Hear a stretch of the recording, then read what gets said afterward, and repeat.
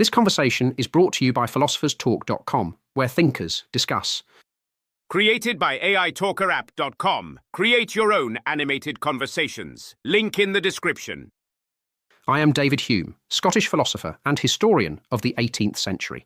My work established the foundations of empiricism, the principle that all knowledge derives from sensory experience and evidence. In my essay Of Miracles, I developed rigorous standards for evaluating extraordinary claims, arguing that we must proportion our belief strictly to the available evidence. I wrote extensively on the credibility of testimony, the reliability of witnesses, and how easily humans are deceived by insufficient proof. I am here today because evaluating whether a virus escaped from a laboratory requires exactly the epistemological standards I spent my career developing.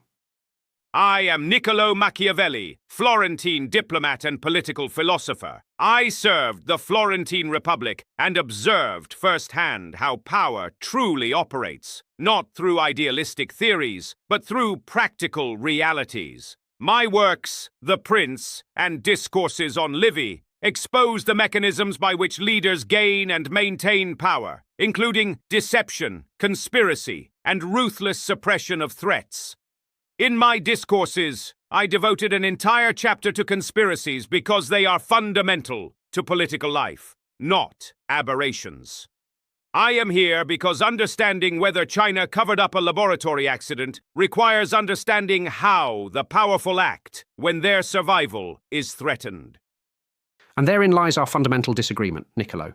You assume conspiracies lurk behind every political event because you witnessed Florentine intrigue. I demand evidence before accepting extraordinary claims because I have seen how easily humans embrace comfortable falsehoods. You mistake my realism for cynicism, David. I do not see conspiracies everywhere. I simply refuse to be naive about how leaders behave when facing catastrophic failure. Your demand for perfect evidence serves those who destroy evidence. And your willingness to believe without evidence serves demagogues who manufacture enemies. But let us turn to the specific question. Did SARS-CoV-2 originate from a laboratory in Wuhan, China? This requires the same rigorous empirical standards I applied in evaluating miracles. We must proportion our belief strictly to the available evidence. Ah, David, forever demanding perfect proofs while the world burns around you. When powerful men have something to hide, they hide it ruthlessly and efficiently. This is not speculation. This is how power operates. The question is not whether governments lie, but whether sufficient evidence exists to conclude this particular virus escaped from this particular laboratory. What physical evidence do we possess? What documented whistleblower testimony? What proof of genetic engineering? We possess exactly what we always possess when the powerful wish to conceal their failures, suspicious absences, and damning coincidences. A virology institute studying bat coronaviruses sits mere kilometers from the outbreak's epicenter. Within days, China suppressed investigation, destroyed early viral samples, and silenced doctors who tried to warn the world. Geographic proximity proves nothing in itself. The Wuhan Institute was deliberately located where bat coronaviruses naturally circulate in wildlife populations. Scientists study pathogens where those pathogens exist in nature. Your correlation does not establish causation. How convenient for those in power that you require absolute certainty before believing their guilt. China expelled foreign investigators, classified research data, and imprisoned citizen journalists. You demand evidence they systematically prevented anyone from collecting. Your argument proves too much, Niccolo. If absence of evidence becomes evidence of conspiracy, then any claim becomes unfalsifiable. The Chinese government's authoritarian tendencies are well documented across countless policy areas. This behaviour does not uniquely implicate laboratory origin. You ignore the most fundamental principle. Cui bono? Who benefits? The Chinese Communist Party faces catastrophic consequences if laboratory negligence caused millions of deaths. They possess overwhelming motive to destroy evidence, eliminate witnesses, and manufacture alternative explanations. This is elementary political analysis. The cui bono reasoning cuts multiple directions. Many governments would benefit from blaming Chinese laboratories rather than admitting the virus emerged naturally, exposing their catastrophic unpreparedness. The United States had clear motives to deflect from its bungled pandemic response. So multiple governments simultaneously engage in coordinated deception, yet you reject the simpler explanation that one authoritarian regime covers up its own negligence. In The Prince, I explained that leaders must sometimes commit evil acts to preserve the state. A laboratory accident would require ruthless suppression. I reject premature acceptance because insufficient evidence exists. Medical science has documented numerous zoonotic spillovers: SARS in 2003, MERS in 2012, HIV from primates, Ebola from bats. Coronaviruses circulate widely in bat populations. The natural origin hypothesis requires no unprecedented mechanisms whatsoever. You ignore actual scientific analysis of this specific virus. Molecular biologists identified unusual features, particularly the furin cleavage site, enhancing human cell infection. Such features could arise from gain-of-function research. You demand we ignore what scientists at that laboratory were researching. Some virologists propose the furin cleavage site as noteworthy, while others explain plausible natural evolutionary pathways. Legitimate scientific disagreement exists, meaning the data remains fundamentally ambiguous. In such uncertainty, suspending judgment represents wisdom, not naivety. Your philosophy serves those in power beautifully, David. You demand impossible standards while they destroy evidence and silence witnesses. By the time you accumulate your sufficient evidence, the trail has gone cold, files are burned, and dissidents have disappeared. This is willful blindness. I am not blind to political realities, but neither will I abandon epistemological standards, because conspiracy accusations feel satisfying. You accuse me of serving the powerful, yet my empiricism protects against precisely the motivated reasoning you demonstrate, believing whatever confirms your cynical worldview. Very well. Let me steelman your position before demolishing it completely. You argue we should proportion belief to available evidence, and since conclusive proof remains unavailable, we must remain agnostic. You claim natural origin has ample precedent in zoonotic diseases, requiring no extraordinary mechanisms. You suggest Chinese secrecy proves nothing specific, since authoritarian regimes habitually suppress information. You warn that premature acceptance reflects motivated reasoning by those seeking to blame China. There, I have represented your argument charitably. Now permit me to explain why your epistemological caution becomes dangerous recklessness in the real world. How magnanimous. Now permit me the same courtesy. You argue governments routinely engage in conspiracies, making deception the norm rather than exception. You note a virology laboratory studying bat coronaviruses existed at the outbreak's epicenter, making laboratory origin plausible. You observe China's aggressive suppression suggests consciousness of guilt rather than routine authoritarianism. You claim gain-of-function research creates a plausible mechanism for accidental release. You suggest my demand for evidence allows the guilty to escape justice. There, I have represented your argument fully. Now let me explain why conspiratorial thinking corrodes rational discourse. Your steelmanning reveals your position's weakness.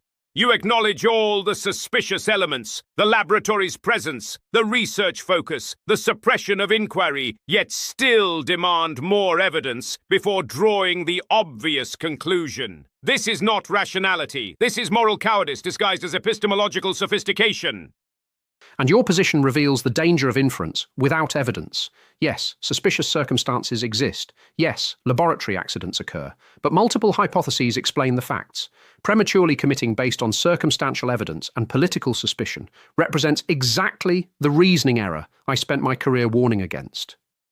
You ignore parsimony. The simplest explanation for why a city with a coronavirus laboratory experienced a coronavirus outbreak is that the laboratory released it. Every alternative requires additional assumptions: random bat contact, undiscovered intermediate species, unprecedented wet market transmission. You prefer complex narratives absolving institutions.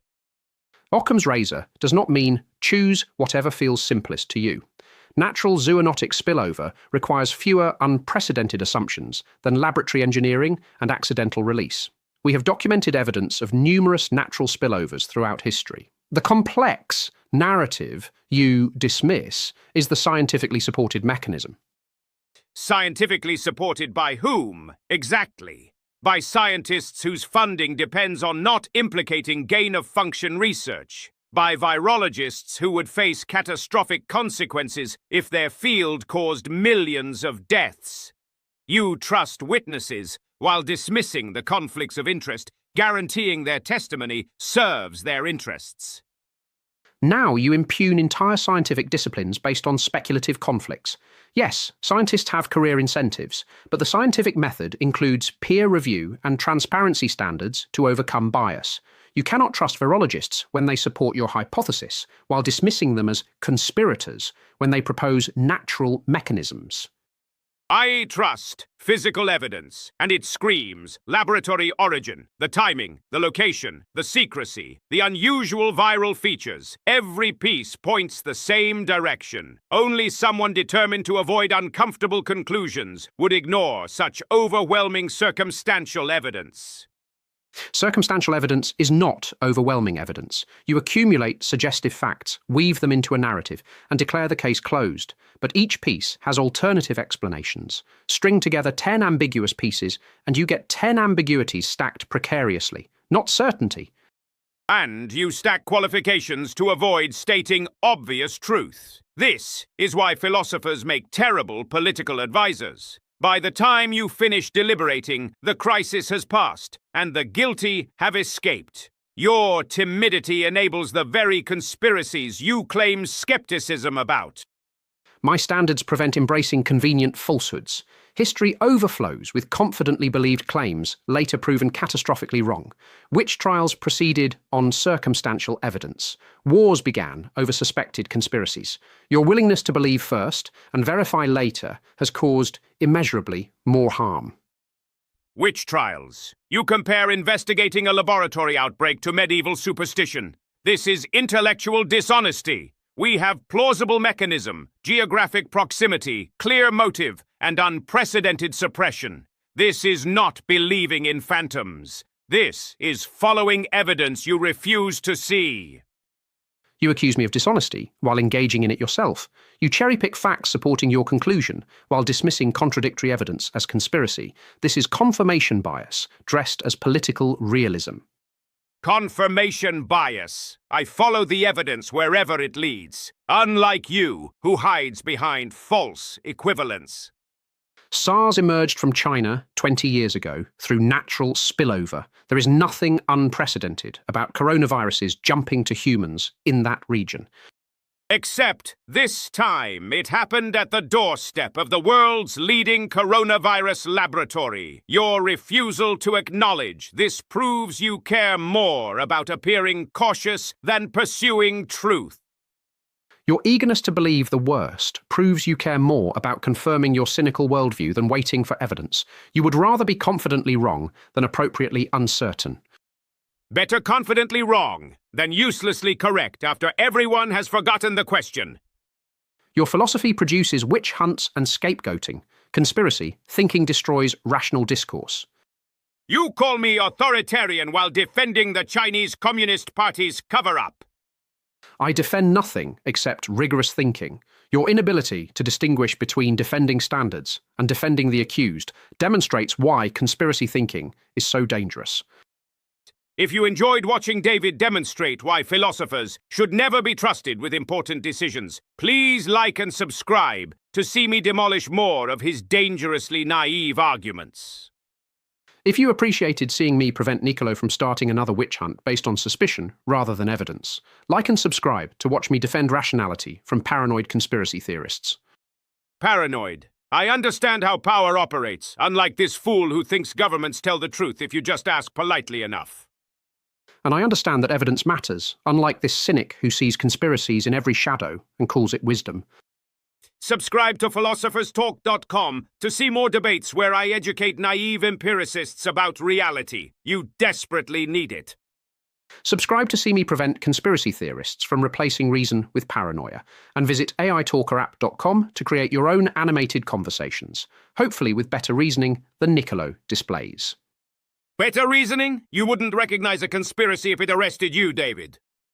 And you wouldn't recognise evidence if it published peer-reviewed papers, Niccolo.